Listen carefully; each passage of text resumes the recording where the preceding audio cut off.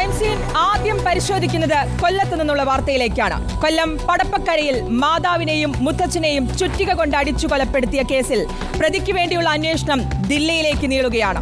കുണ്ടറ പടപ്പക്കരയിൽ പുഷ്പവിലാസത്തിൽ പുഷ്പലതയും പിതാവ് ആന്റണിയെയും കൊലപ്പെടുത്തിയ പുഷ്പലതയുടെ മകൻ അഖിൽ കുമാറിനെ അന്വേഷിച്ചാണ് പോലീസ് ദില്ലിയിലേക്ക് പോകുന്നത്. കൊലപാതകത്തിന് ശേഷം തമിഴ്നാട്ടിലെത്തിയ പ്രതി അവിടെ നിന്ന് ദില്ലിയിലേക്ക് കടന്നെന്നാണ് പ്രത്യേക അന്വേഷണ സംഘത്തിന്റെ കണ്ടെത്തൽ. ഈ വാർത്തയുടെ വിശദാംശങ്ങൾ ദിലീപ് ദേവസ്യ നൽകും. ദിലീപ്, ഇതുവരെ അഖിലിലേക്ക് എത്താൻ പോലീസിന് കഴിഞ്ഞിട്ടില്ല. 2 കൊലപാതകമാണ് നടത്തിയിരിക്കുന്നത് അഖിൽ. എന്താണ് അഖിലിലേക്ക് എത്താനുള്ള തടസ്സം?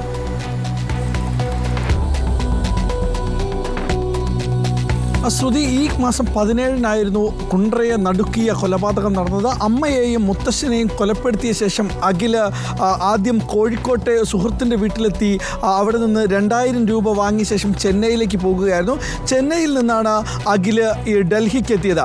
ഡൽഹിയിൽ നിന്ന് ATM വഴി പണം പിൻവലിച്ചു എന്നാണ് അന്വേഷണ സംഘത്തിന് മനസ്സിലായത്. അങ്ങനെയാണ് അന്വേഷണ സംഘം ഇപ്പം അഖിലിനെ അന്വേഷിച്ച് ഡൽഹിക്ക് പോകുന്നത്.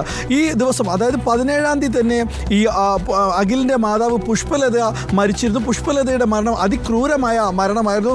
തലയ്ക്ക് ചുറ്റിക കൊണ്ട് അടിച്ച ശേഷം കണ്ണിൻ്റെ ഇരുവശത്തും ഉള്ളി കൊണ്ട് കുത്തിയിറക്കിയിരുന്നു. കൂടാതെ മരണം ഉറപ്പിക്കുന്നതിന് വേണ്ടി ശ്വാസം മുട്ടിച്ച് തലയിണ കൊണ്ട് അമർത്തി കൊലപ്പെടുത്തിയെന്നാണ് പോസ്റ്റ്മോർട്ടം റിപ്പോർട്ടിലുള്ളത്.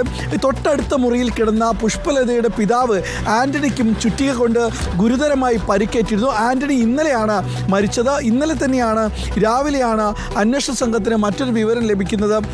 അഖിൽ ഡൽഹിയിലെ ATM-ൽ നിന്ന് പണം പിൻവലിച്ചു എന്നുള്ള വിവരമാണ് ലഭിക്കുന്നത്. പിന്നീട് ഇന്നലെ തന്നെ അന്വേഷണ സംഘം ഡൽഹിക്ക് തിരിച്ചു.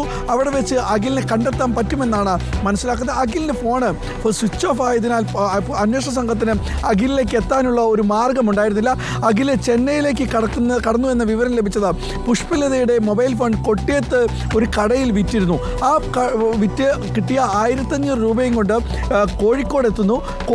വ്യക്തമാണ് ദിലീപ് ദേവസ്യ. സ്വന്തം അമ്മയെയും മുത്തച്ഛനെയുമാണ് അഖിൽ കുമാർ ചുറ്റിക കൊണ്ട് തലക്കടിച്ചു കൊലപ്പെടുത്തിയത്. ഈ കേസിലാണ് പ്രതിക്ക് വേണ്ടിയുള്ള അന്വേഷണം ദില്ലിയിലേക്ക് കൂടി നീണ്ടിരിക്കുന്നത്.